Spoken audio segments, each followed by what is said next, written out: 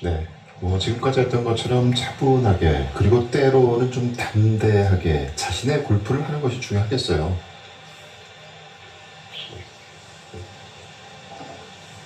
아주 좋은 자리에서 린스 위. 오늘 핀에서는 아주 좋은 위치에 티샷을 보내놓은 린스위 선수입니다. 두 번째 샷도 약간 컨트롤 샷으로 보여지는데요. 네. 먼저 샷을 했던 선수들의 지금 결과가 너무 좋았기 때문에 그렇죠. 린스 위 선수도 충분히 좋은 샷이에요. 그렇습니다. 자, 이제 마지막 18번 홀이고요. 혹시 이글을 기록한다면 균형이 조금 무너졌습니다.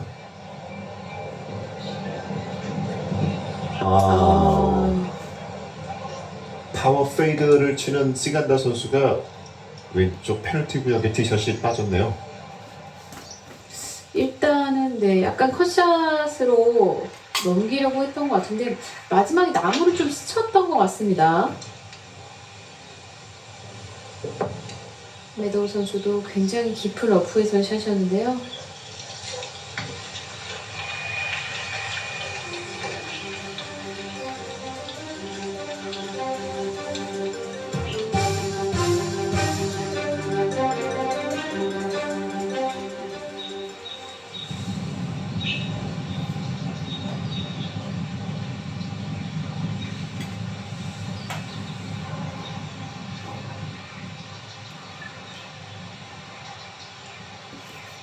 네, 떨어집니다. 성공입니다. 덴마크의 나날크 에릭스 마트센.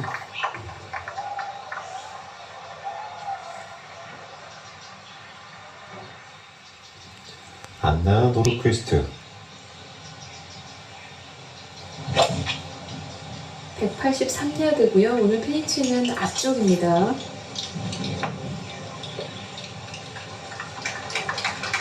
데뷔하면서 첫 해에 쉽게 우승을 하고 그것도 첫 우승을 메이저 대회에서 했는데요. 이렇게 뭐 첫 우승을 쉽게 하는 선수도 있지만 10년 넘게 참 어렵게 첫 우승을 하는 선수도 있죠. 그렇습니다. 그래서 이 선수들끼리도 예를 들어 린스위 같은 선수가 지금 계속 우승권을 맴돌고 있잖아요. 그렇지만 아직까지 우승이 연결이 안 되고 있는데 그런 선수들이 LPGA에는 꽤 많이 있거든요. 네.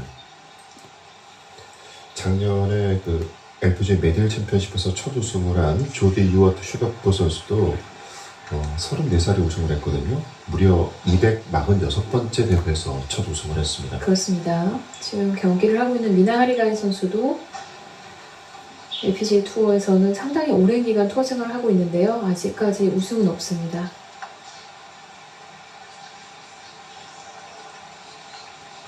작년 US 여자 오픈에서도 좋은 경기를 했었던 준우승을 했죠. 네, 하리가이 선수고요. 루키 해가 2010년이니까 벌써 10년이 훌쩍 넘었네요. 네, 이 선수가 제가 선수로 있을 당시에도 같이 경기를 했던 선수고요. 중간에 또 2부 투어도 한번 다시 갔다 오고 다시 LPGA 투어에서 또 좋은 성적을 내고 있는 미나 하리가이 선수입니다. 그 US 여자 오픈의 그 상금 규모가 워낙 크기 때문에 지난해 준우승을 하고도 한동안 상금 순위 상위권에 계속 있었어요. 그렇습니다.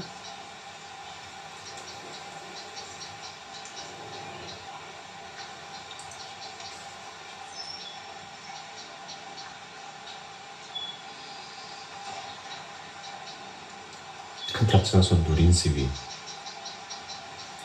린스위 선수는 2014년에 데뷔했고요. 자, 올해가 10년째입니다.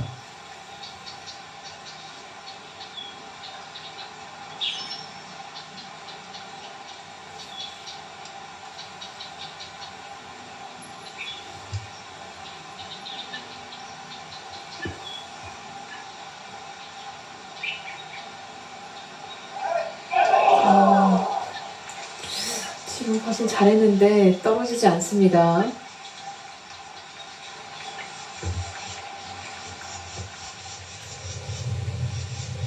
스테파니 매더우 선수의 세 번째 샷입니다.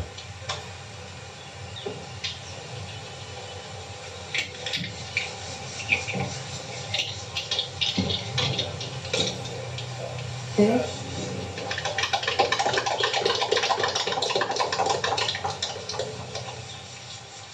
마지막 조 이세 선수, 신지현 선수도 그렇고 분위기가 약간 좀 처진 느낌인데요. 그렇죠.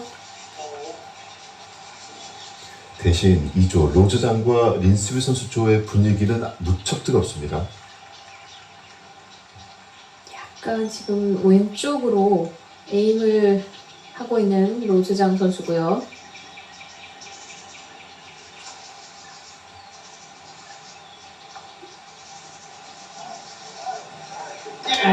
네. 실수가 나왔지만 바로 또 이렇게 만회를 합니다. 바운스 백입니다. 13번 홀의 보기를 바로 14번 홀에서 만회를 하고 있는 로즈장 선수고요.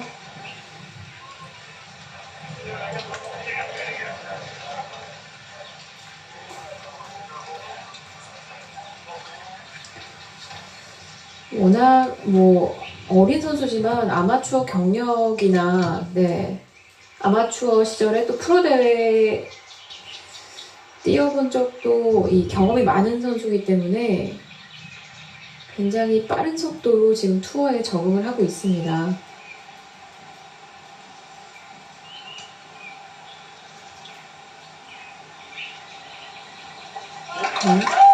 로스장 선수가 이번 주에도 인터뷰에서 이런 얘기를 했었어요. 모든 지금 경기를 하고 있는 이런 것은 다 모두 경험이 되는 거고 이 본인이 할 수 있는 최선을 다하고 나중에 결과를 지켜보겠다라는 얘기를 했습니다.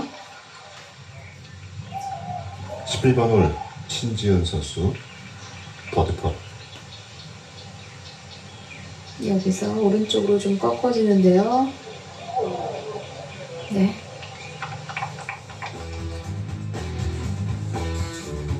선수들이 경기를 하면서 본인이 통제할 수 있는 부분과 내가 통제할 수 없는 부분들이 있잖아요. 그렇죠. 이렇게 대회를 하면서 이것저것 좀 시도를 해보는 그런 스타일의 선수들도 있고요. 선수들마다 정말 이 좋은 경기 감각을 유지하기 위해서 무단히 노력을 합니다.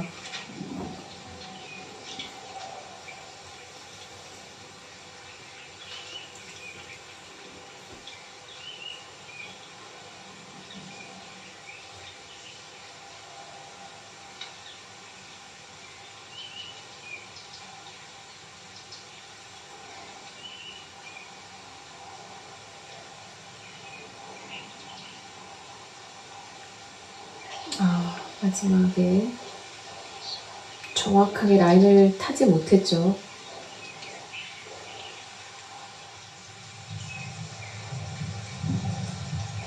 바로 티 앞에 리더보드가 있네요.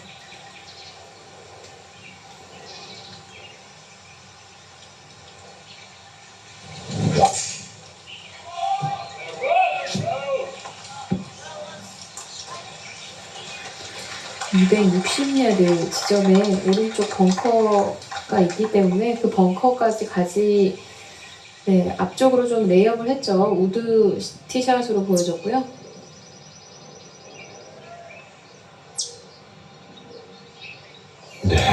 이 선수도 퍼팅이 굉장히 좋은 선수예요. 한번 들어가기 시작하면 무섭게 타수를 줄여 나갑니다.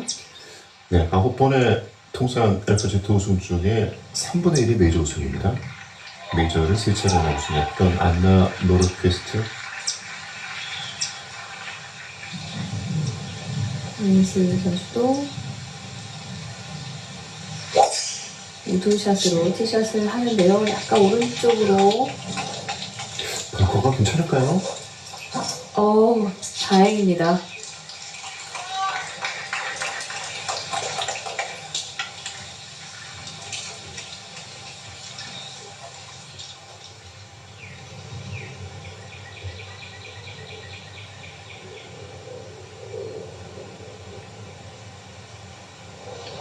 이 팝퍼도 놓치면서 다시 보기. 등 버디가 나오지 않고 계속 타수를 긁습니다. 이렇게 되면 점점 선두권은 조금 멀어지는 맥과이어 선수인데요. 세 번째 샷입니다. 쓰간다. 오늘 피니치는 이 투혼 공략을 하는 데 있어서는 좋은 위치에 자리하고 있습니다. 이렇게 쓰기만 시키고 버디할 수도 있어요. 경사 타고 일단은 그린에 멈춰야죠. 참, 네, 힘은 대단합니다. 티샷 물에 빠뜨리고 세 번째 샷을 다시 그린 올리면서 여전히 버디 기회를 만들고 있고요. 전번에서 타수를 잃었지만 바로 바운스백 하면서 실수를 만회한 특급 신인 로즈장, 여전히 우승 경쟁을 펼치고 있습니다.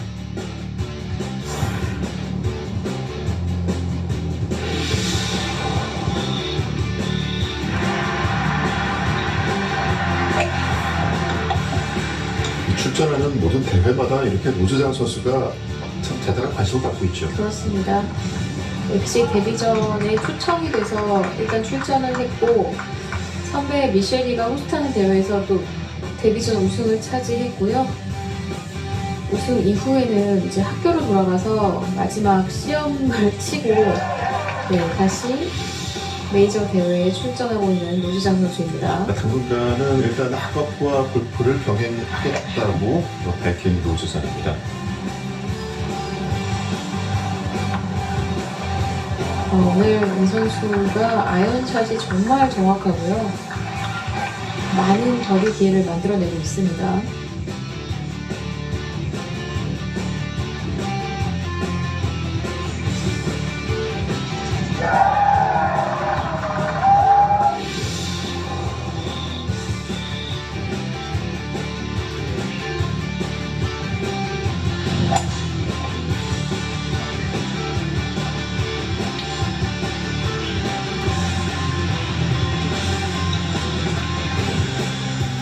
지난달 말에 프로가 됐으니까 이제 프로 된 지가 한 달밖에 안 됐어요. 네. 근데 벌써 FG2 1승을 기록 중이죠.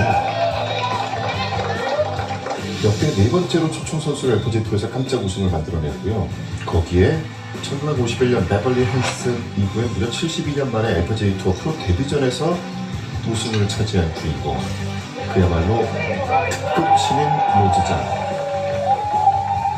두 번째 출전 대회인데 이 메이저 대회인 이번 대회도 역시 우승에 도전하고 있습니다.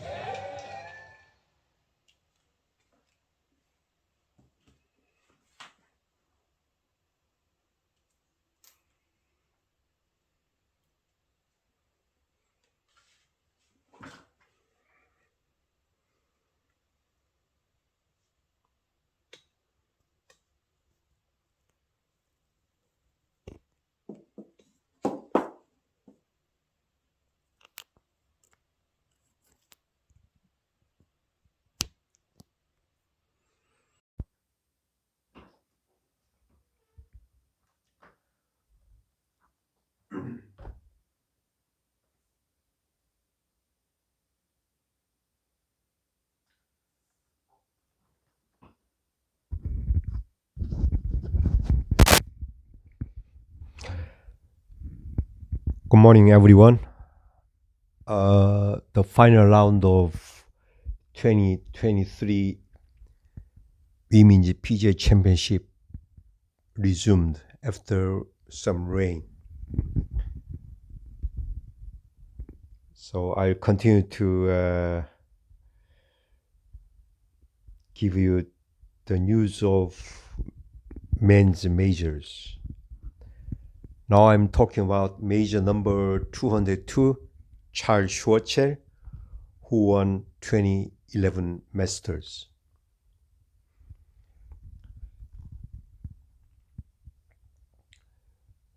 On the 50th anniversary of Gary Player's first Masters victory, fellow South African Charles Schwartzel claimed his own grand jacket on his second tournament appearance.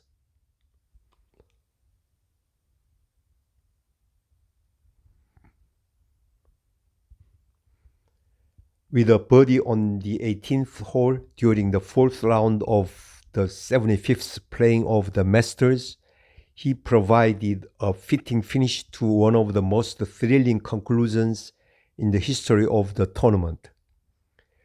Schwartzel's record-setting birdie run on the final four holes punctuated a day that witnessed him overtake Rory McIlroy, the 54-hole leader, and rise above a host of the game's greatest players, including Jason Day, Adam Scott, Tiger Woods, Jeff Ogilvy, and Luke Donald.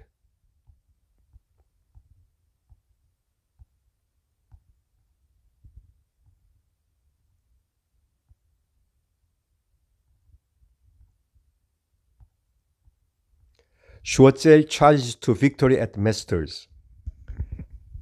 50 years to the day after Gary Player, the golf godfather of South African golf, became the first international player to win the Masters, his countryman Charles Schwartzel won the 75th Masters on Sunday, breaking through a chaotic afternoon shootout by birdieing the final 4 holes at Augusta National Golf Club. As rolls exploded like a cannon fire through the pines, saluting eagles and birdies by 7 other players who either held or shared the lead, Schwartzel, 26, a thin man with a muscular game, came from 4 strokes off the pace with a day's low round of 66 for 14 under par 274.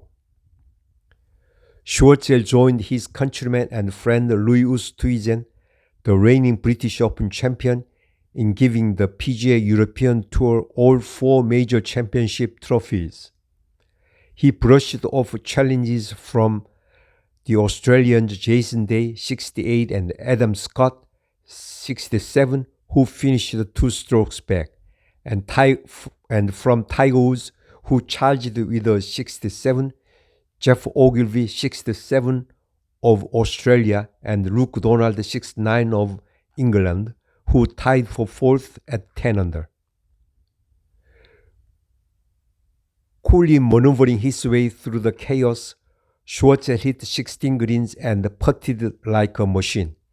Although Woods started all the fireworks, shooting 31 on the front nine to move from 7 strokes back to a tie for the lead in 8 holes, it was Schwartzel, the unheralded son of a South African farmer, who charged to the championship.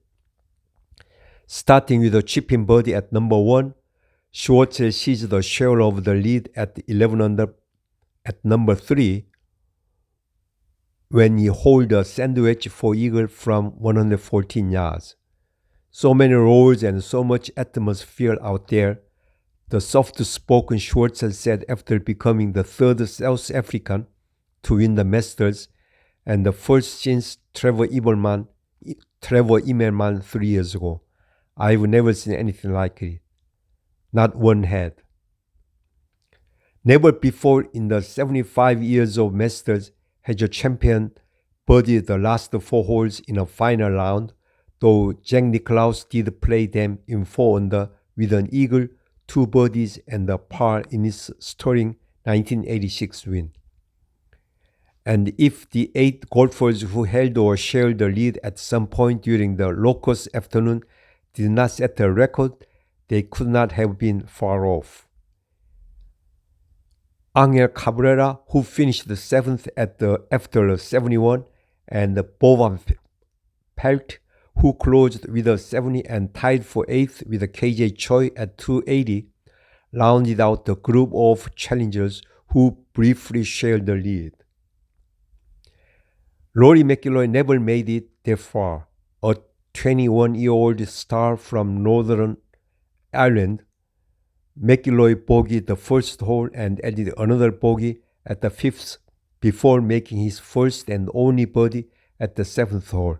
He shot the front 9 37, then dissolved on the 10th hole. He badly pull-hooked his drive between 2 of the cabins left of the tee, then pitched across the fairway. He pull-hooked his 3rd shot into the trees near the scoreboard left of the green, hit another tree with a wedge shot, pitched on in 5 and 2 putted for a triple bogey. I thought I even hung in the front 9 pretty well, said McIlroy, who went on to shoot 80 and finished tied for 15th. I was leading the tournament going into the back 9, just hit a poor tee shot on the 10th, and sort of unraveled from there. Sort of lost it at 10, 11, and 12 and couldn't get it back. You know, I'll have plenty more chances. I know that it's very disappointing what happened today. Hopefully, it'll build a little bit of character in me as well. It was not so much a character issue as a loss of rhythm in his swing that cost McIlroy his first major championship. And what won it for Schwartzel? A combination of things, from a session with Nicklaus last year during which he gave Schwartzel his mental blueprint for all 18 holes, a tip from Nick Price on playing fast greens, and precision iron play and best pressure putting over the course of the tournament.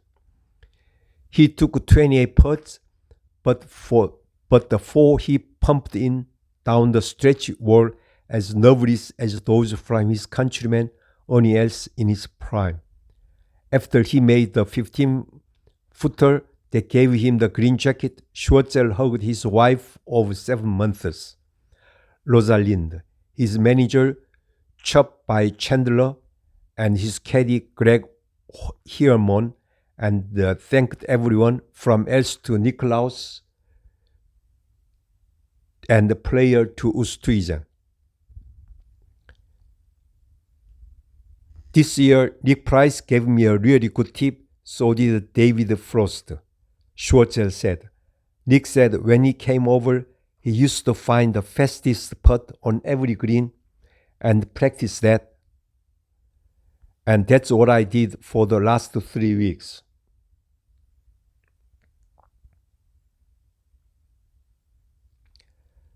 Every tournament I went to, I just practiced the fastest putt I could find, even though they were only 5 feet, to learn to hit the putts that softly. It really paid off. I felt so good on these greens this week. Player whose 1961 Masters title inspired all South African contingent of major championship winners who came after him, immediately sent a message to Schwartzel.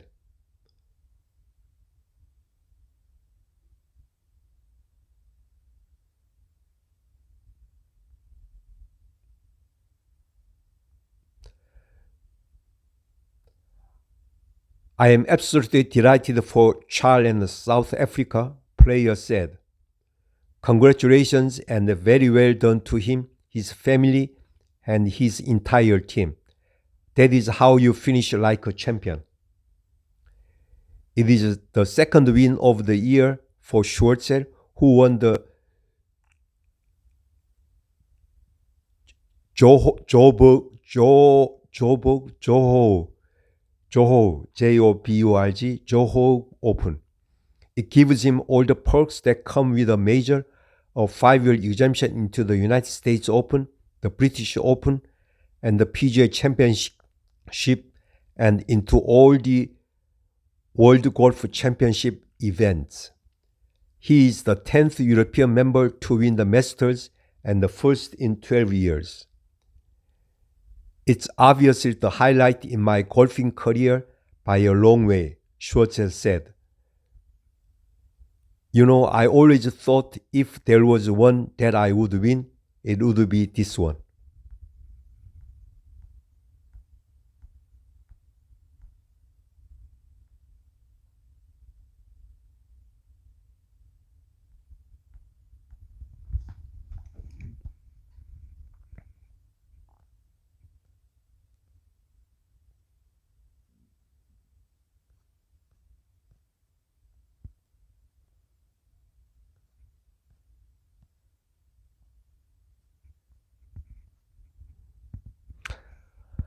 I'm sure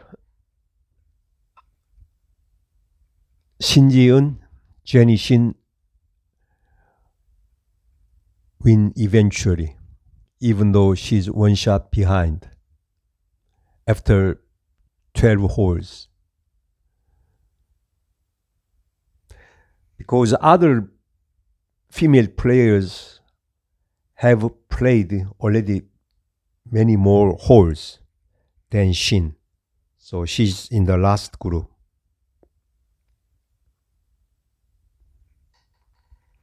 But it's very disappointing. Today, Jin Young-go played very poorly.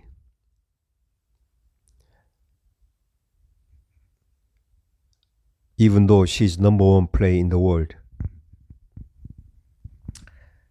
So now comes major number 203, the famous four-time winner, major winner Rory McIlroy, who won 2011 US Open, 2012 and 14 PGA Championship, and 2014 the Open.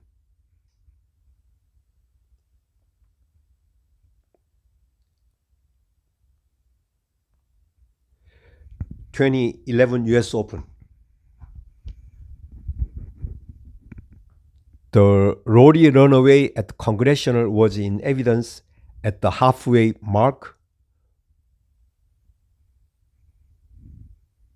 when McIlroy shot 65-66 to take a 6-stroke lead at the halfway point.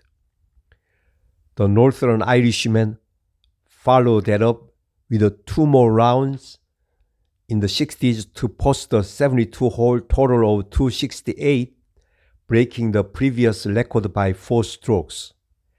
At 22 years, 1 month, 15 days, McIlroy also became the youngest US Open champion since Bob Jones in 1923.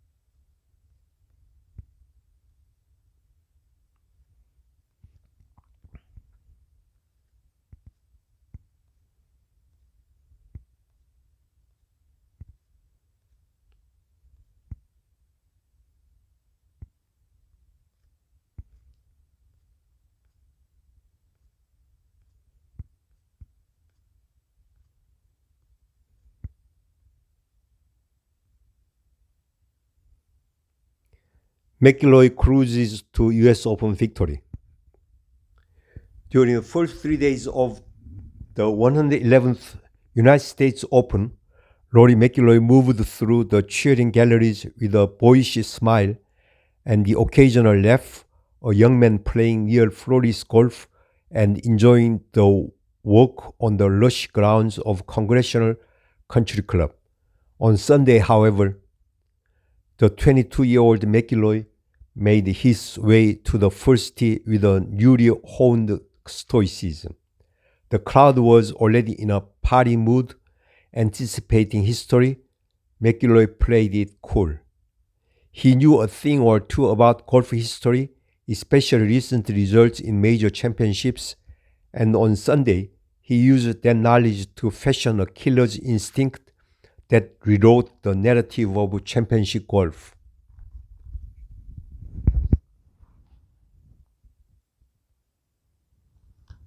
Foremost in his mind was his embarrassing stumble as the final round leader at the Masters in April, a collapse he later blamed on being tentative. This time he promised a no lead is big enough approach. So McIlroy overhammed twisting fairways with the most aggressive line of attack off the tee, fired at pins with his trusty wedgie, and sent putts charging at the hole with the confidence of a golfer who had won 3 putts in the entire tournament. When he reached the final hole where he had a par, his 4-day totals of 268 and 16 under par Both records not only made him the winner of the United States Open by 8 strokes, it made him do something he had mostly suppressed all day. He turned to the grandstand, pumped a fist, and smiled.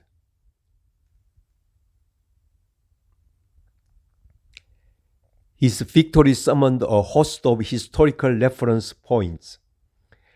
McIlroy is the youngest champion in the event since Bobby Jones in 2013.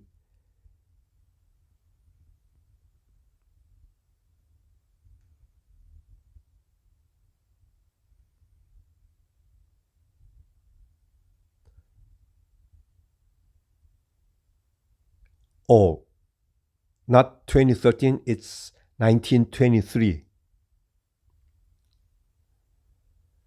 He is younger than Jack Nicklaus was when Nicklaus won the first of his record 18 major titles, and he just 10 months older than Tiger Woods was when Woods won his first major in 1997. In total, McIlroy set multiple United States Open records, including lowest score for the 36-hole and 54-hole leader. It took him only 26 holes to reach double digits under par, the earliest ever. He hit 62 of 72 greens in regulation, which was the best percentage, 86, since the tournament began keeping that statistic. It was only the 7th time the winner was atop the leaderboard at the end of every round.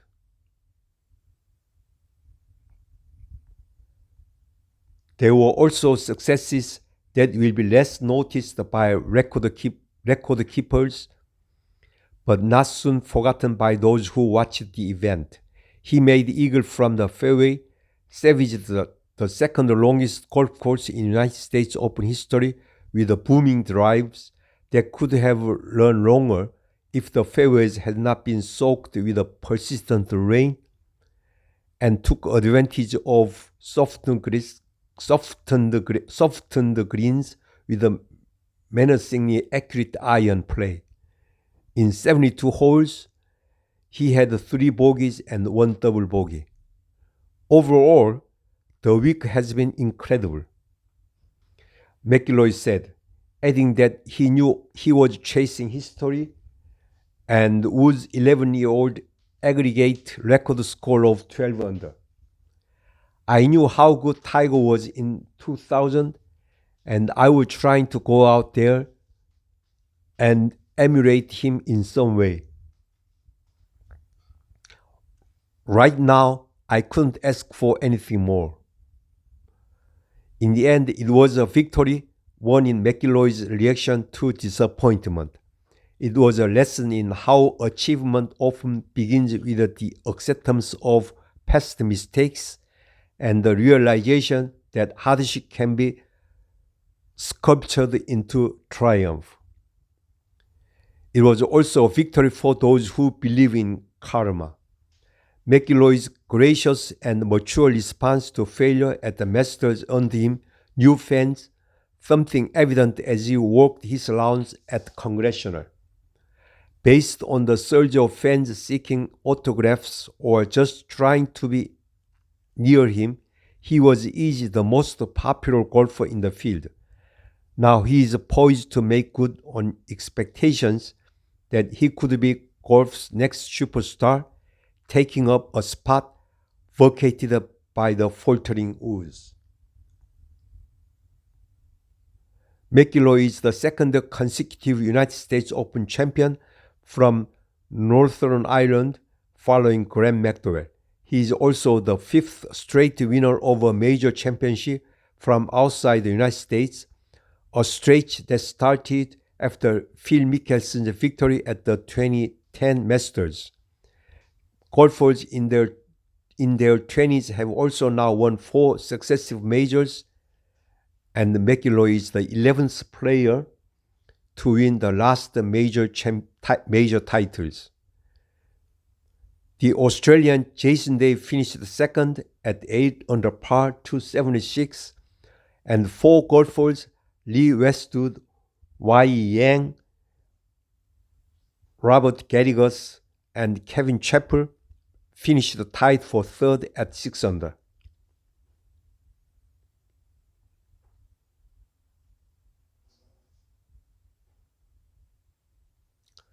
McIlroy's master and march to redemption began with an immediate display of his peerless skill. He pounded his first tee shot down the fairway, knocked his approach close, and made birdie. How's that for a start when you come into the final round with an 8-shot lead? He made 2 routine pars, then birdied the 4th hole with another spectacular wedge to 4 feet.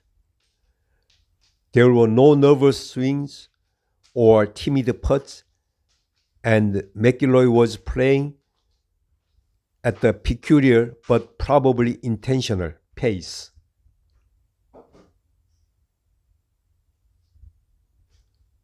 He was taking almost no time to hit his shots, swinging his club sometimes less than 10 seconds after his playing partner Yang had struck a shot. That was perhaps by design to keep any edginess from setting in over the ball. But between shots, he was walking very slowly. McIlroy trailed Yang onto every green by several seconds, and it was unlikely he did that to milk the applause. After his Masters debacle, McIlroy said one of his errors was letting his temper become needlessly kicked.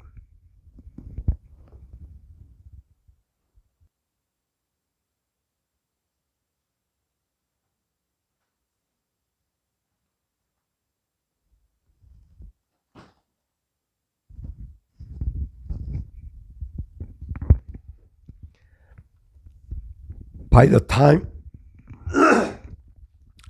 the time he reached the dramatic downhill 10th tee, which is framed against the terraces of adjacent Congressional Clubhouse,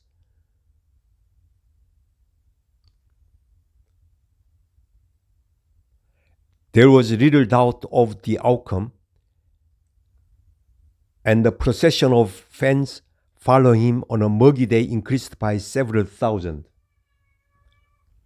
When his tee shot backed up to within 6 inches, the fans rose from their seats on the terraces and many began bowing. He made 2 bogeys, 2 birdies, and 5 pars on the final 9. Almost meaningless missteps and successes in a path to a championship and the final round score of 69.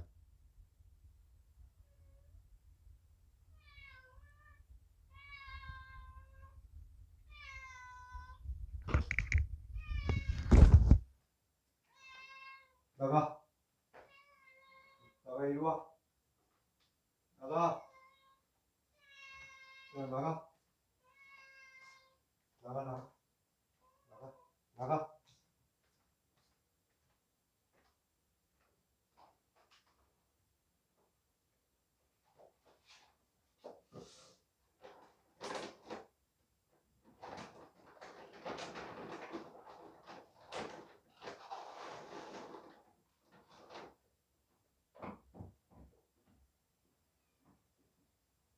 줬잖아 밥을. 새끼 옆에 있는데 들어와 임마.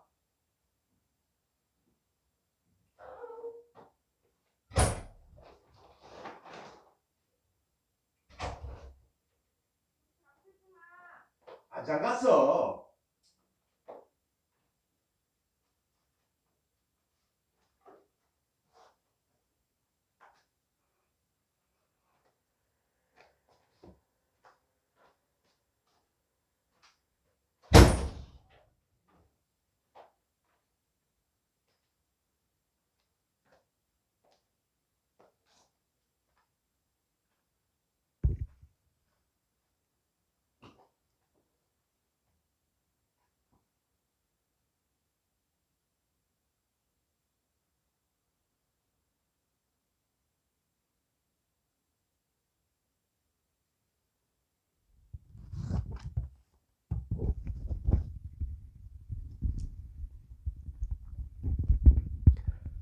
Coming off the 18th green, he hugged his father Gary and McDowell.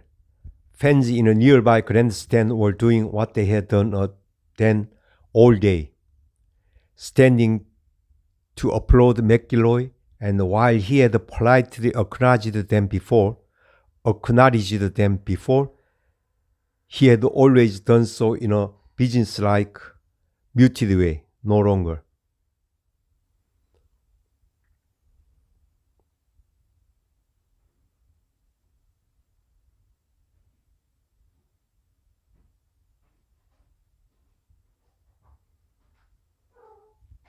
As McIlroy said in a Greenside interview, there will be a lot of pints of Guinness going down back home. She needs this birdie, right? She needs this one. She needs this one.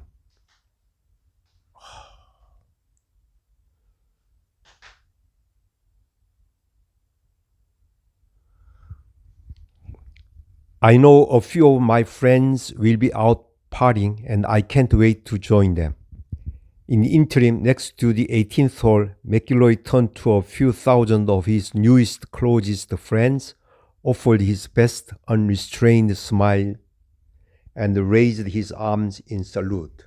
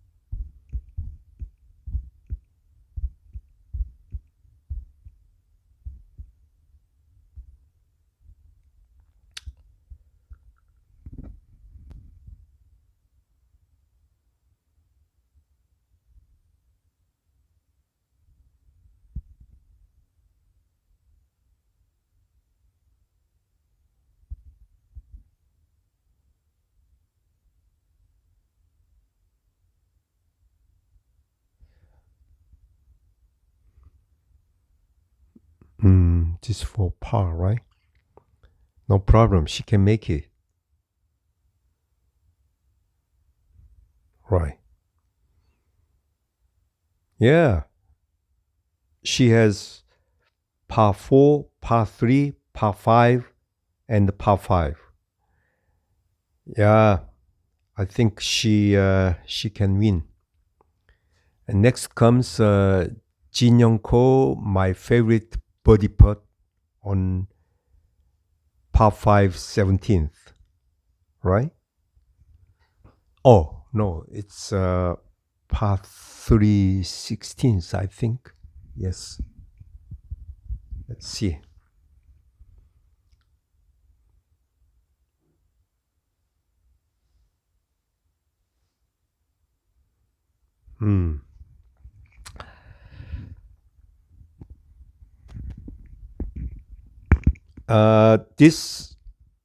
The following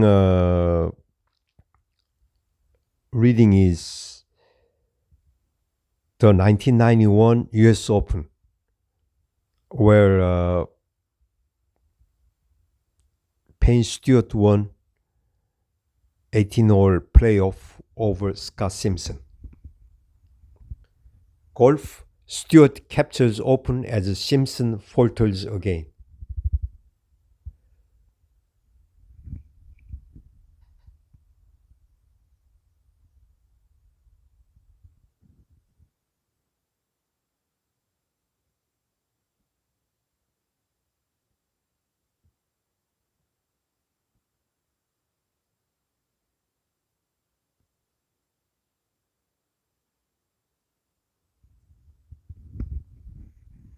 Oh, Jenny Shin is in trouble.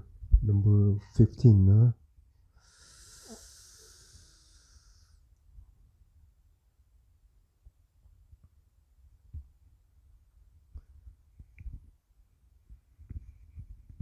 I'm very worried.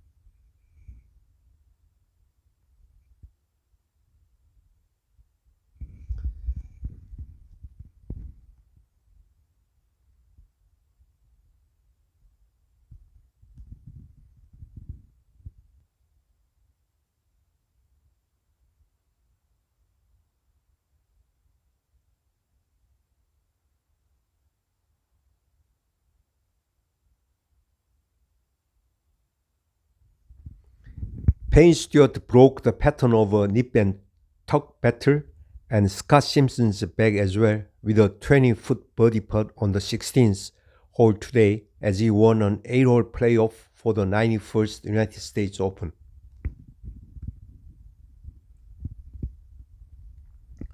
Stewart shot a 3-over par 75 to Simpson's 77 on a wind-blown and extremely firm Hazeltine National Golf Club course.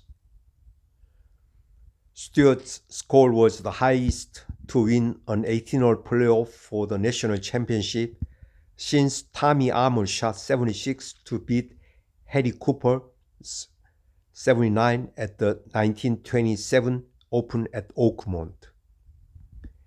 As in the final round on Sunday, Stewart, 34 years old, was 2 shots behind Simpson, 35, going into the final 3 holes. He might have even further back if his tee shot on the par 3 8th hole hadn't bounced off a rock submerged in a water hazard and onto a greenside slope. But on the 384-yard par 4 16th hole, Stewart hit an approach to 20 feet on the narrow peninsula green and holed the putt. Simpson, who had left his own 35-foot birdie putt 3 feet short, then missed his par putt to fall into a tie. I felt I had to shoot at the pin and make a birdie, Stewart said of his 8-iron approach from 154 yards to the 16th. I had already written a 4 down on the scorecard for Scott. He never misses those.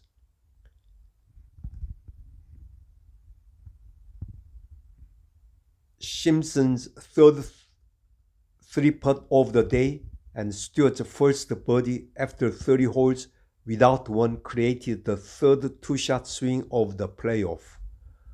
On the next tee,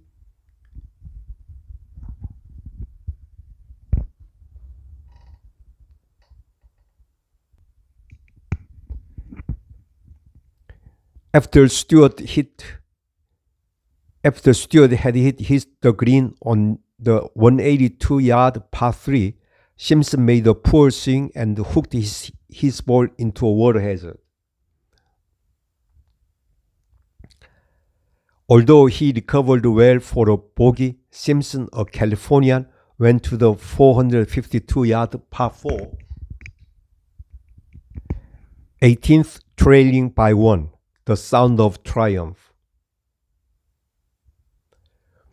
Simpson still had a good chance to tie or even win when Stewart pushed a 1-iron tee shot into a fairway bunker 205 yards from the pin.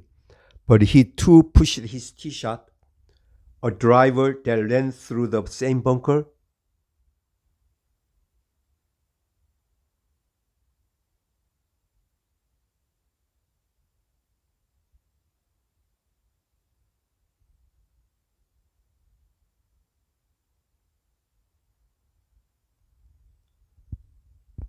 before settling in deep rough. Stewart put his approach 6-iron in the right fringe 50 feet from the pin. Simpson hit a good recovery with a 7-iron that rolled through the green about 30 feet behind the pin. After Stewart hit a fine chip to within 4 feet of the hole, Simpson's ball came out of the rough fast, running 10 feet past the hole. When Simpson missed that putt, Stewart was able to tap his par putt in for the championship. "The sound of that is unbelievable," Stewart said of the title. United States Open champion. "After seeing what happened yesterday, and then to see it happen again, I don't know what to say. I'm fortunate to be the champion."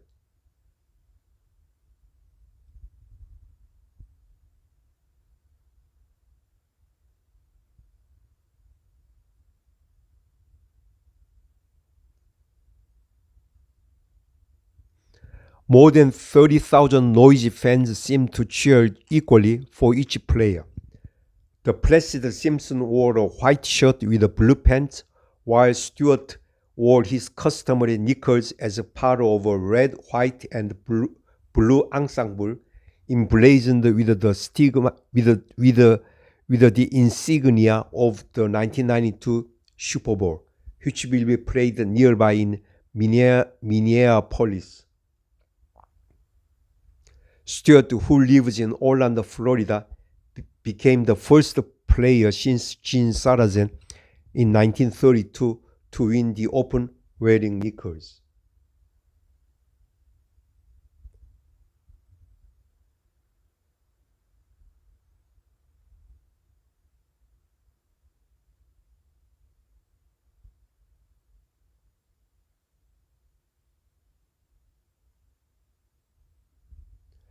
Stewart is only the 16th man to win both the United States Open and the PGA Championship, which he took in 1989 when he birdied 4 of the last 5 holes to beat a fading Mike Wright by 1 shot. The Open victory is also a vindication for Stewart after his collapse in the 1986 Open, when he led by a shot with 6 holes to go but finished 6th, 4 shots behind Raymond Floyd. Simpson, who has now finished the 1st,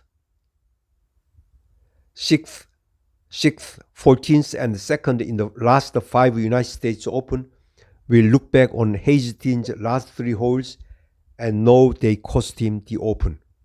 He played them 5 over par in regulation play, including 2 over par with a 2-shot lead on Sunday.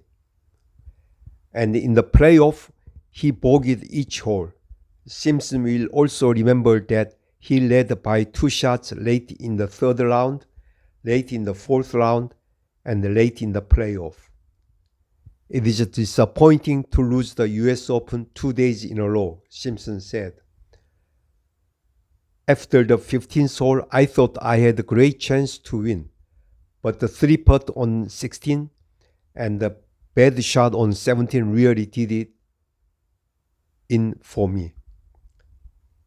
Simpson got off to a shaky start, bogeying the first 2 holes when he failed to recover from a bunker on the first and 3-putted from 30 feet on the second. But he pulled even when he hit a 6-iron approach to 2 feet on the 5th while Stewart bogeyed. Then on the 7th, Stewart drove into the rough and was forced to lay up in 2 shots. Simpson drove well and went for the green with a 3-iron, the ball stopping about 20 feet from the pin in rough. After Stewart missed from 12 feet, Simpson made a 4-footer for birdie to take the lead.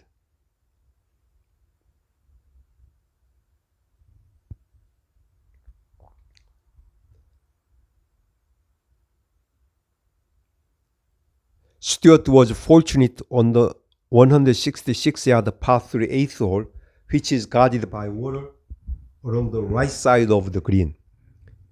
Simpson's tee shot went over the green. Stewart's tee shot landed in the lake, but hit a submerged rock and kicked onto the bank in front of the green. Although he missed the 6-foot putt for par,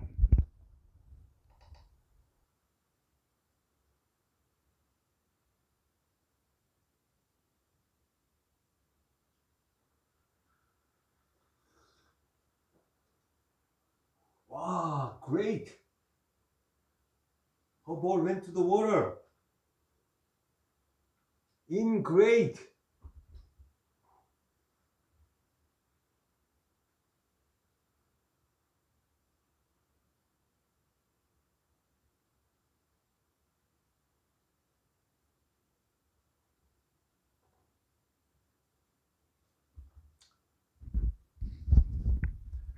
That's okay. You still have a chance, even though you go down to 5 under. You still have 2 par 5s.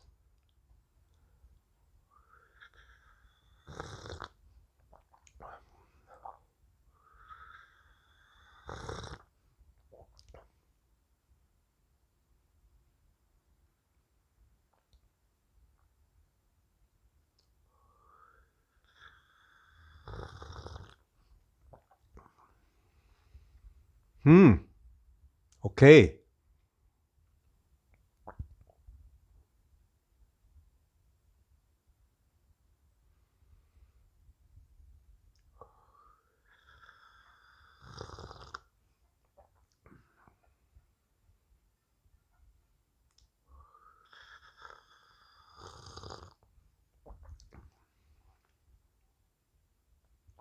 Jenny Shin now has 3 holes, par 3, par 5, and par 5. I think if she makes a birdie here at 16th, par 3, she's just one behind. And has 2 par 5 holes.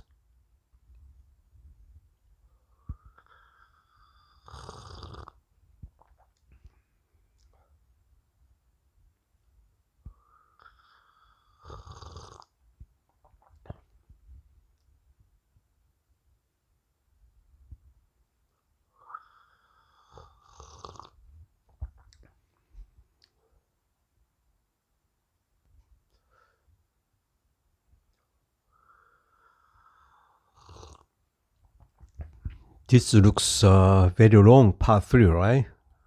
I mean,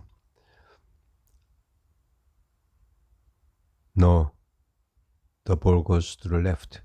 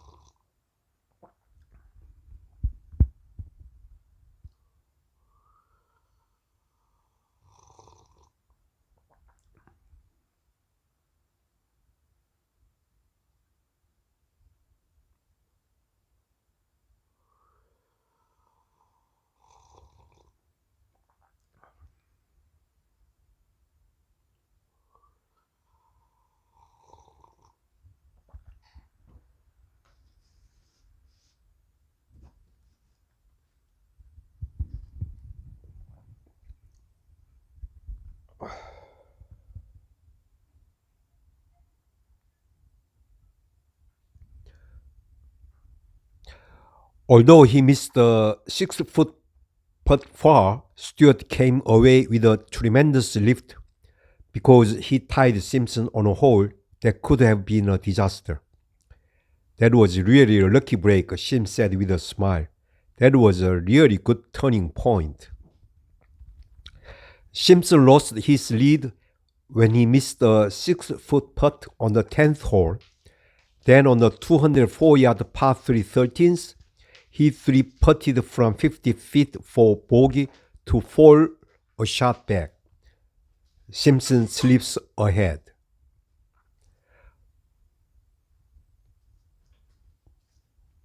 Now comes Jenny Sin's tee shot on the par 3 16th. Oh, looks good. Looks good. Really good. Yes. Yes.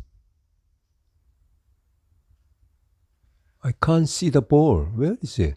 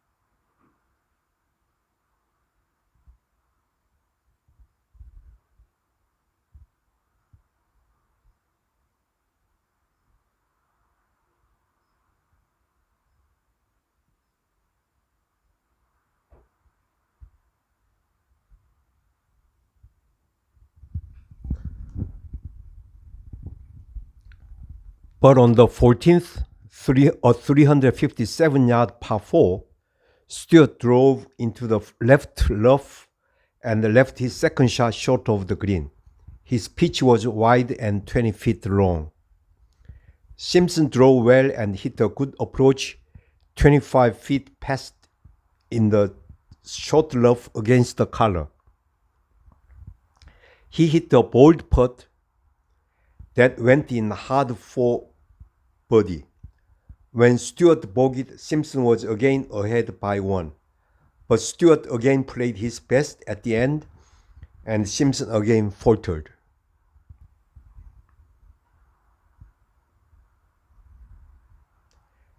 It was the same song, second verse, Stewart said. It was a grind all day. I didn't quit, and it showed me if I ever quit, I'm an idiot. Because a lot of funny things can happen on the way to the clubhouse.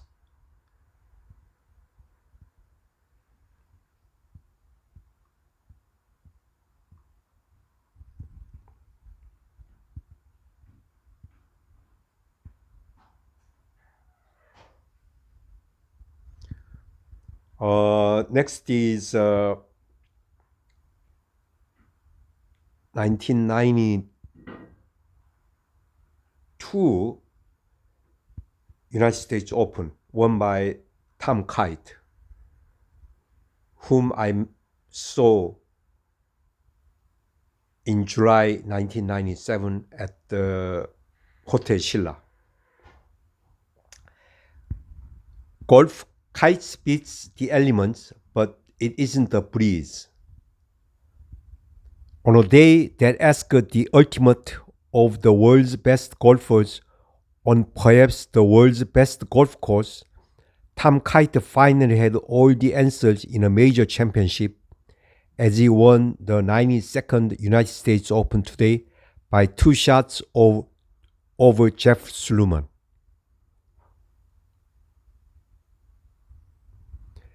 In winds that buffeted Pebble Beach's famed cliffs of doom at better than 35 miles per hour, the 42-year-old Kite successfully handled a golf course that seems to consist of steel wool and formica. He also handled 2 golfers, Sluman and Colin Montgomery, who hit shots seemingly touched by destiny, and managed as well to fight off his own potentially destructive demons from disappointments past.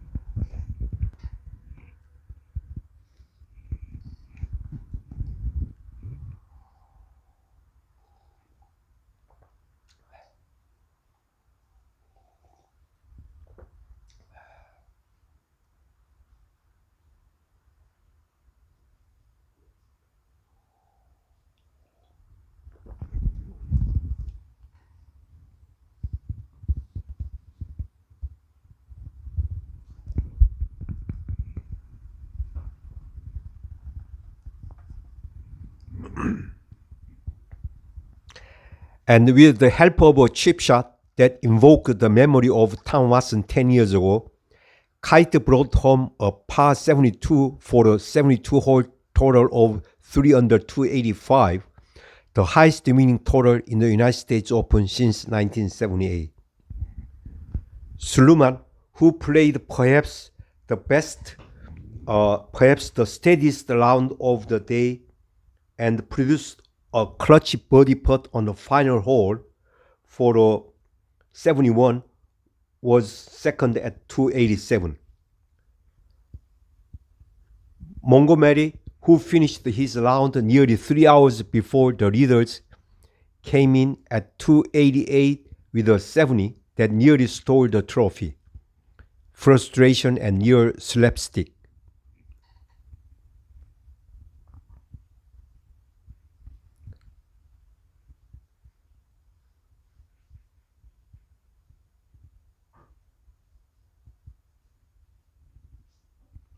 The final round scores of the top 3 finishers contrasted sharply with almost all of the rest of the field on this maddening day, as the winds off the Pacific Ocean made play on the baked golf course verge on the slapstick. The average score among the final 66 finishers today was 77.263. No one shot in the 60s, and a total of 20 players shot in the 80s. Of the 22 players who began the day at even par or better, 15 shot in the 80s, with Scott Simpson posting an 88. A frustrated Raymond Floyd, the 1986 champion who finished tied for 44th at 297 after an 81 that began with birdies on the first 2 holes, probably spoke for most of the field when he criticized the conditions by saying the US Open is a joke. Not to Kite, of course. The victory means the all-time leading money winner on the PGA Tour with a $7,439,440 in earnings can no longer be considered the best player in golf history never to have won one of the game's 4 major championships. You keep trying to say your career is so great and you are happy, but there is still no substitute for winning a major, said Kite, who admitted being haunted by losing the 1989 Open after having a 3-shot lead with 14 holes to go. I was fortunate that some putts fell for me. I'm really lucky. I won in Atlanta on Mother's Day and the US Open on Father's Day, winning out over the wind. The fact that it was Kite's day was certified on Pebble Beach's diminutive 107-yard 7th hole, which nonetheless played like a piranha into the teeth of the wind. After his 6-iron punch shot into the green was blown into the rough on the left, Kite hit the low wedge that popped onto the green and rolled into the cup for a birdie 2 that gave him a 4-shot lead. I promise you, I was in shock when that ball went in, said Kite. The reality of the thing was that I had so much golf left to play that I couldn't let myself get as emotional as I would have liked. Indeed,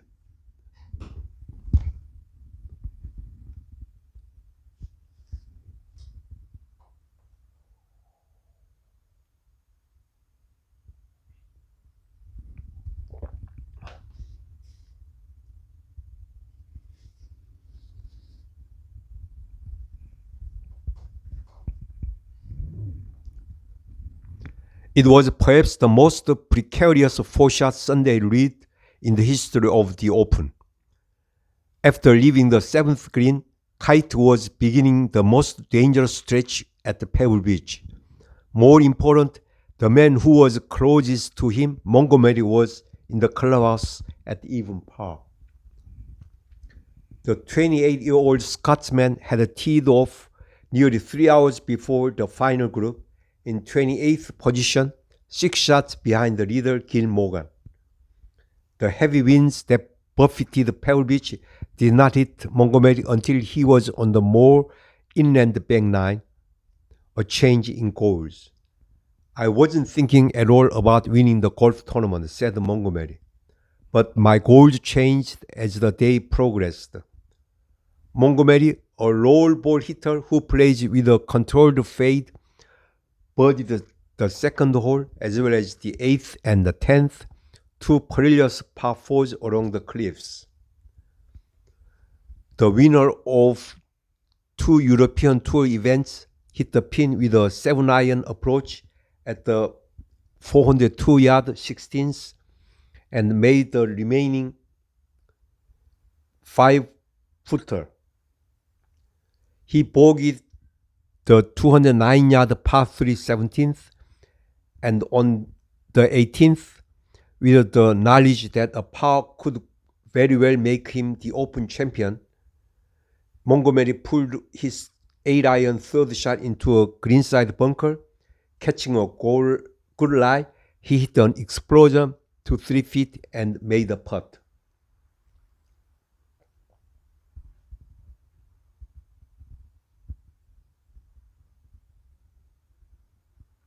At that moment, with the wind howling along the cliffs and double bogey more common than birdies among the leaders on the front nine, it looked to many like Montgomery would be the champion.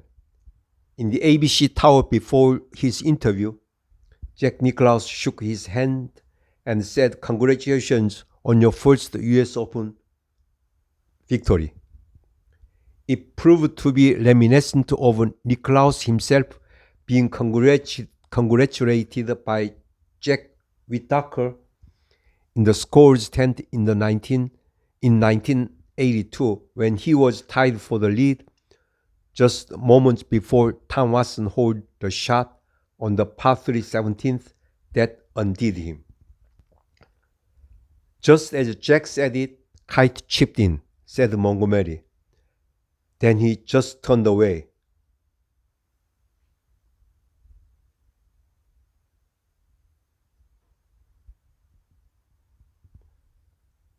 Kite went on to avoid disasters at the 8th, 9th, and 10th and hold a 35-footer for a birdie on the par 3 12th. His biggest challenge ultimately came from Sluman, who remarkably made only 1 bogey on this most difficult of days. Playing 5 twosomes ahead of Kite, Sluman at even par for the tournament and trailing Kite by 4, saved par on the 17th with a great bunker shot, then hit a 119-yard 9-iron on the 548-yard 18th, then nestled 2 feet from the pin. As soon as I hit it, I thought, this is as good as I can possibly hit that shot, said Sluman, who was also runner-up to sudden death in the Pebble Beach National Pro-Am in January. The ensuing birdie put him past Montgomery at 1 under par, but still 4 shots behind Kite. With the tournament in his hands, Kite played the best clutch golf of his career.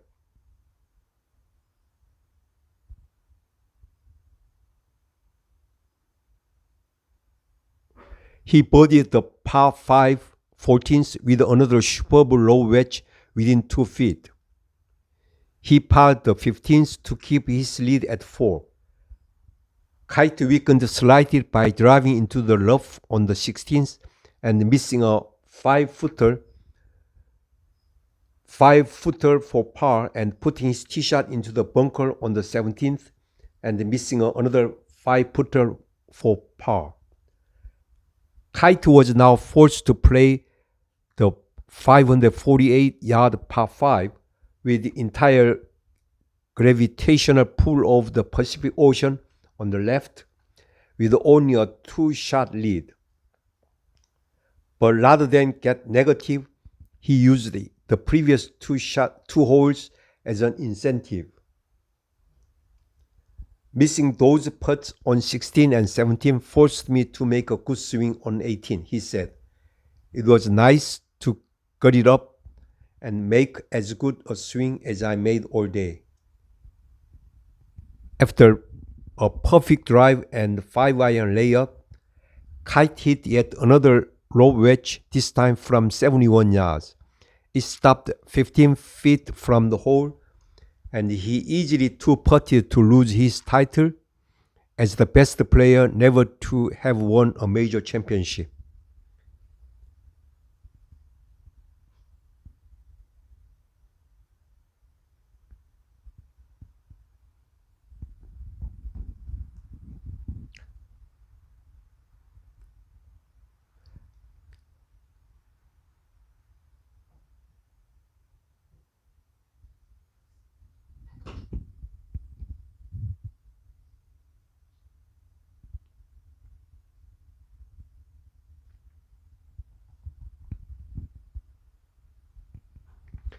Tom Kite's emotional victory at the United States Open re-established this point.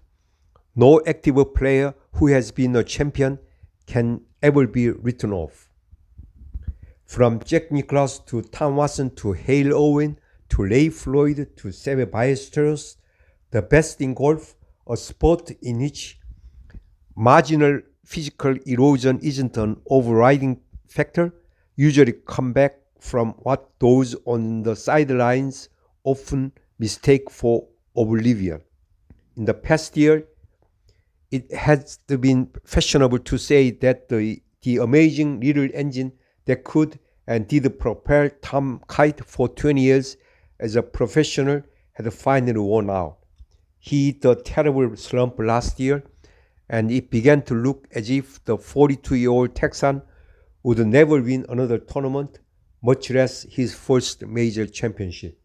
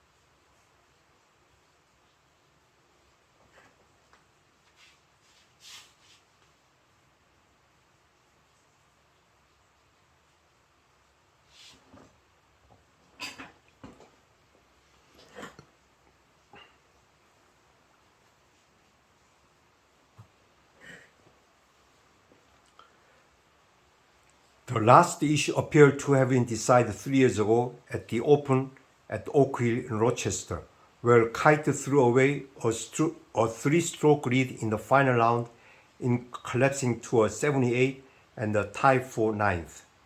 To his critics, Kite would never achieve more than the transitory title of the PGA Tour's career man leader.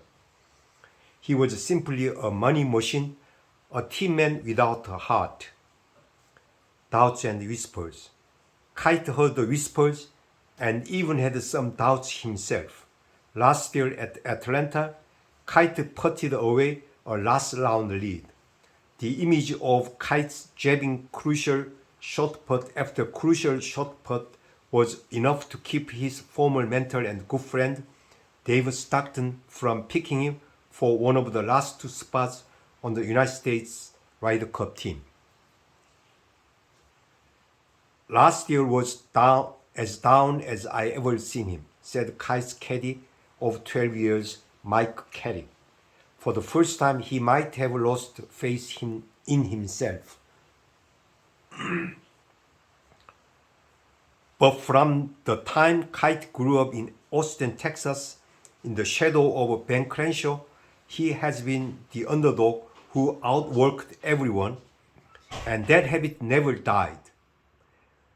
Kite regained confidence in his putting, and late last year he discovered that he had overcorrected a swing change designed to eliminate an old flaw to the point where he was moving his body too far forward through impact. When he found the happy medium that produced his old consistency, he began 1992 with a renewed vigor. Kite received added incentive in April when he was passed over for an invitation at the Masters, the first of pro golf's 4 majors tournaments, after not automatically qualifying for the first time in more than a decade. 3 weeks later, he avenged that slight and his collapse last year by winning at Atlanta. Although no one was paying much attention to him, Kite came to Pebble Beach very confident. A change in swing. He is really sure of his swing, said Carrick, after Kite held up under the most difficult course conditions and most intense pressure on Sunday. That was the difference between today and Oak Hill. He was strong mentally both times as far as attitude, but 3 years ago, the swing wasn't there like it is today.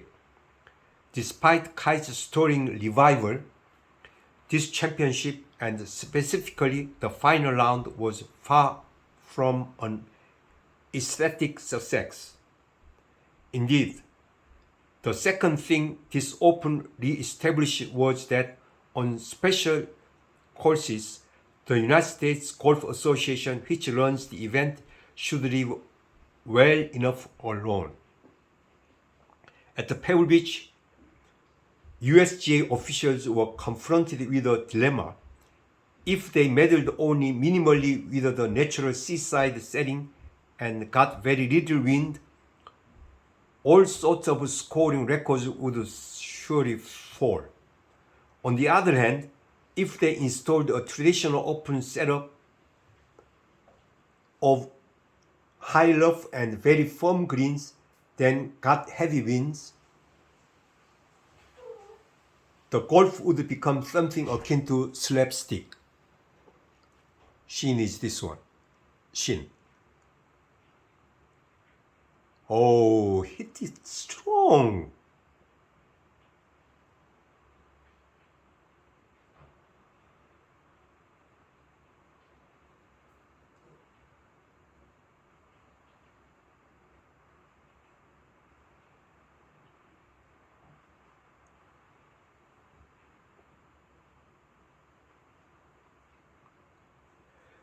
The USGA chose the latter route and until the final round seemed to have made the right choice.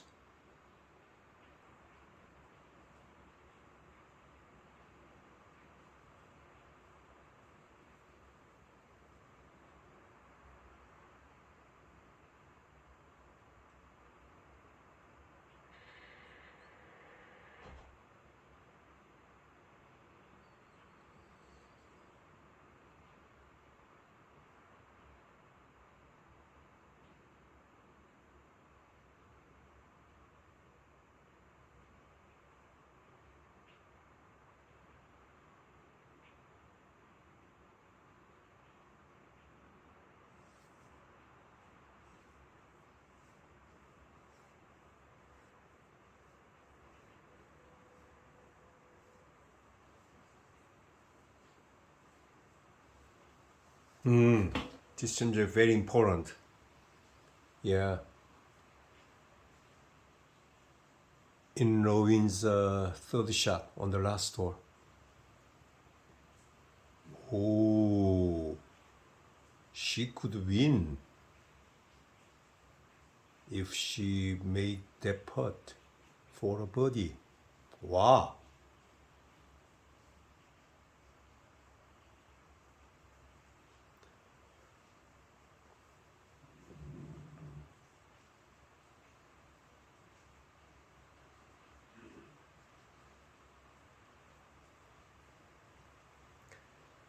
The first 3 days were played in a placid overcast stirred by mostly gentle zephyrs, and Gil Morgan was able to set an open record at one point in the third round by reaching 12 under par, the lowest figure at any point in all 92 opens. But on Sunday, the wind slammed against the coast and Pebble became a nearly unplayable series of wailing disasters in which luck played too large a role.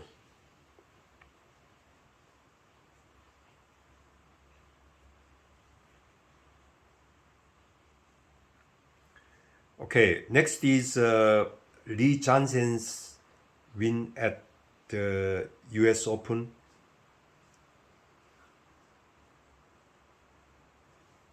At the Baltusrol Golf Club, which is exactly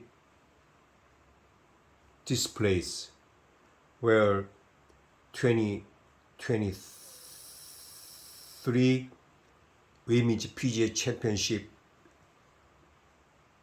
is held now.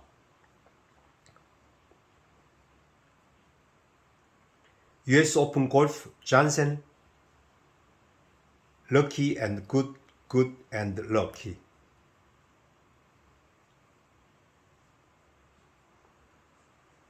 On a tense, suffocating day that seemed too oppressive for great golf, Lee Jansen saved his absolute best for last today to win the 93rd United States Open at the Baltusrol Golf Club. Just when the 28-year-old Jansen had fallen into a tie with Payne Stewart with 6 holes to play and seemed ready to melt from the pressure and humidity, he responded like a champion.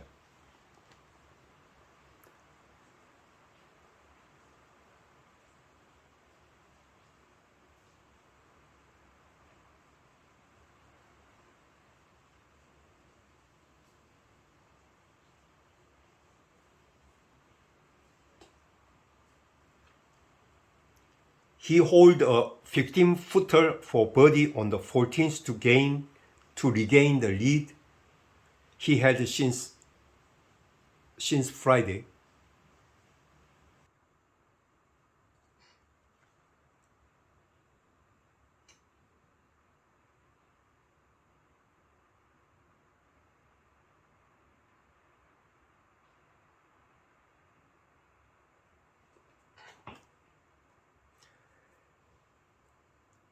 He holed a 15-footer for birdie on the 14th to regain the lead he had held since Friday, and then hold a 30-foot chip shot with a sandwich to birdie the 16th and give himself a 2-stroke edge. Finally, with a dramatic flourish, he sank an 8-footer in front of a huge throng framing the sprawling Baltusrol clubhouse for a final birdie and 2-stroke victory over Stewart. Historic numbers. In winning his first major championship and his third tournament in 4 years on the tour, Jansen produced the numbers that put him in the history books. His 8-under total tied the United States Open scoring record of 272, set by Jack Nicklaus in 1980. His scores of 67, 67, 69 made him only the second player in Open history to break 70 for all 4 rounds, Lee Trevino in 1968 having been the first.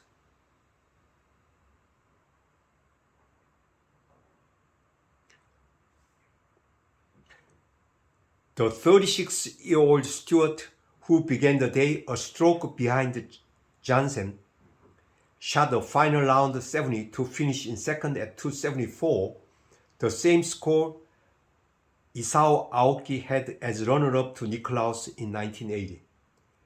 Craig Perry of Australia and Paul Azinger, neither of whom got within 3 shots of the lead today, were third at 277, while Scott Hoch and Tom Watson tied for fifth at 278. Winning a major was not a goal this year, and I didn't know if I had it in me to do it, said an emotional Johnson, who became the youngest winner of the championship since Andy North in 1978. I knew no matter what I did out there today, I was going to play the rest of the round as hard as I could. To perform at my absolute best on the one most important week of the year is just incredible.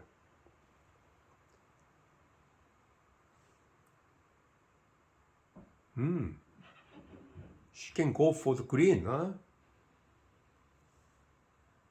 For Jenny Shin, yeah. Go for green. Be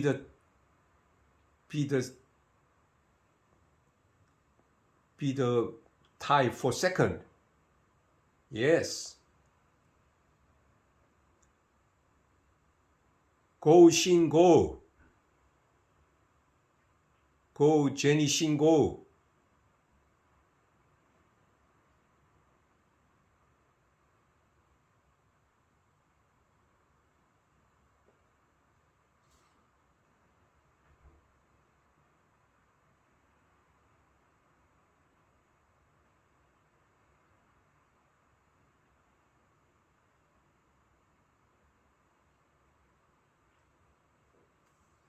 Good.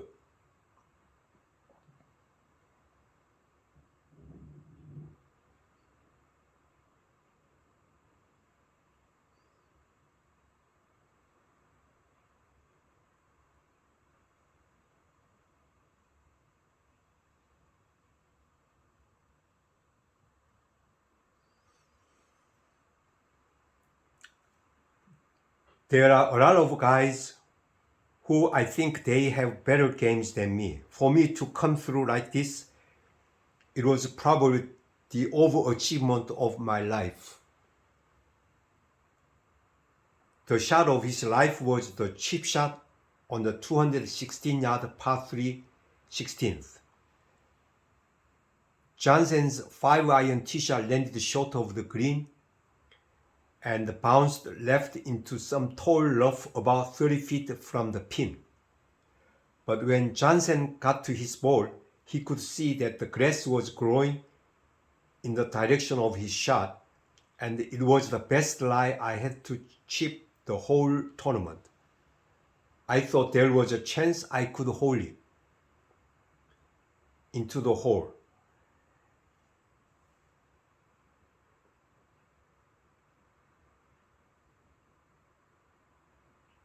Making clean contact, he popped the ball onto the green and watched it take the severe left-right break into the hole.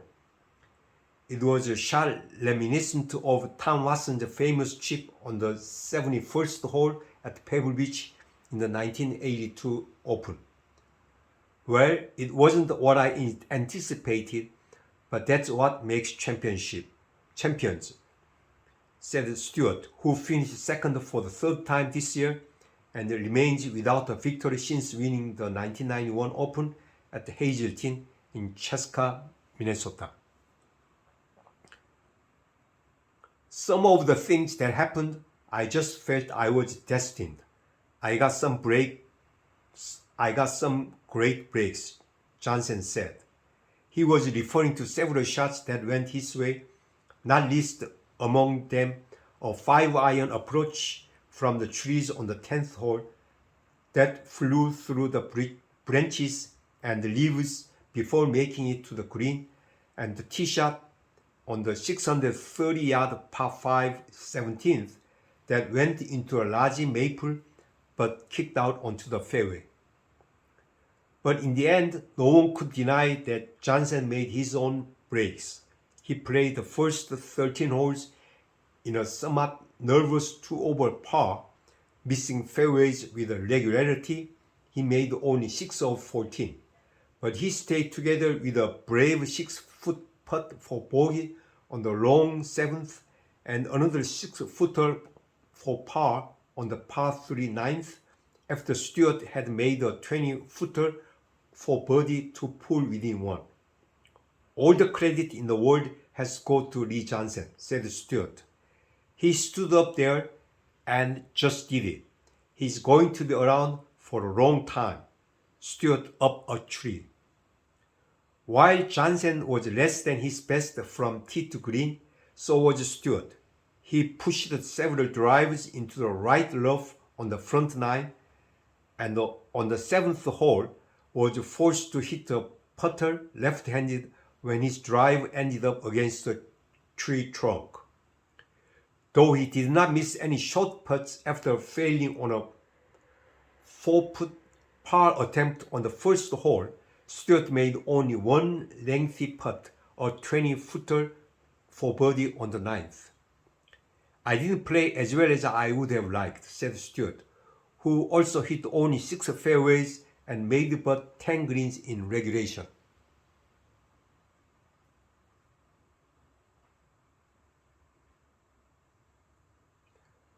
But I hung in there and made some great golf shots from some difficult spots. If I keep knocking at the door, one of these days I'm going to burst right through it. It looked as though Stewart's time had come when Johnson missed a 5-footer for par.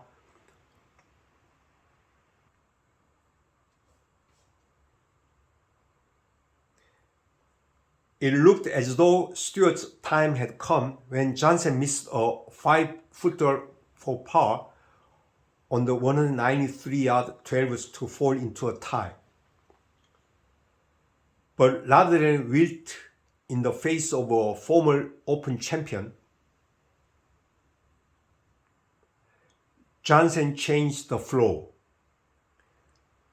On the 415-yard par 14th, he hit an artistic pitching wedge approach that bounced onto the green and curled within 15 feet.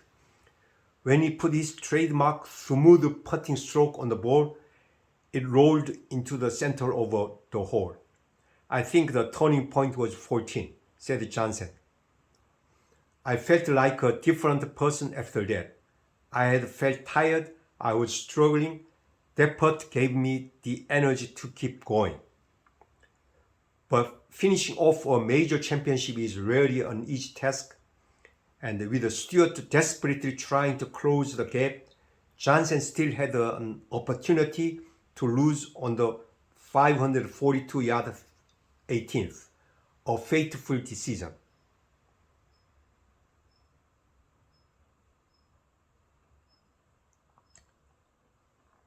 Guarding against water on the left that could have produced a bogey or worse, the 6-foot, 175-pound former Florida Southern College All-American pushed his drive into the heavy rough on the right. From a lie he called the worst he had all week, Johnson tried to decide whether to hit a 7-iron over the water that crossed the fairway or a wedge shot. In that case, he would have to take his chances with a long third shot. Finally, after addressing the ball with a 7-iron, he changed his mind and hit a sandwich about 80 yards down the fairway. When I put the 7-iron behind the ball, I couldn't see the ball coming out way enough to get over the water, said Johnson.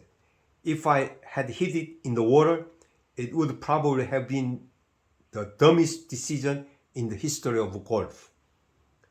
Stewart, who was 220 yards away with a 3-iron in his hand, had visions of an eagle in his head, but he caught his shot a hair heavy, and against his urging of a stay in the air ball, watched it hit the bank of a bunker fronting the green and drop into the sand.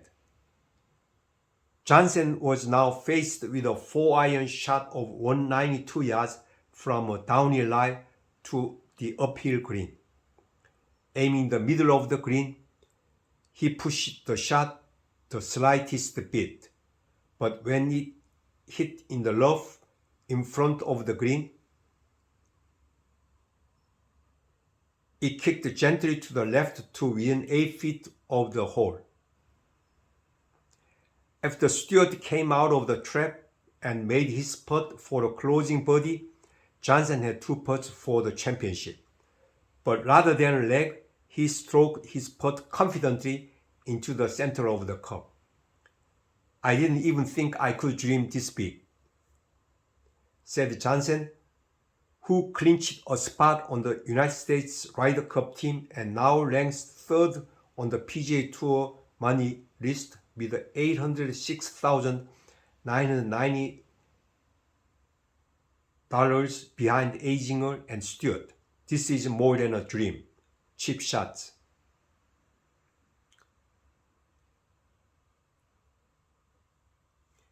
Lee Johnson, who currently lives with his wife Beverly and stepdaughter Mindy in Kissimmee, Florida, but is building a house in Phoenix, took some encouragement from a call to his hotel room at 11:30 a.m. on Saturday from his friend Charles Barkley.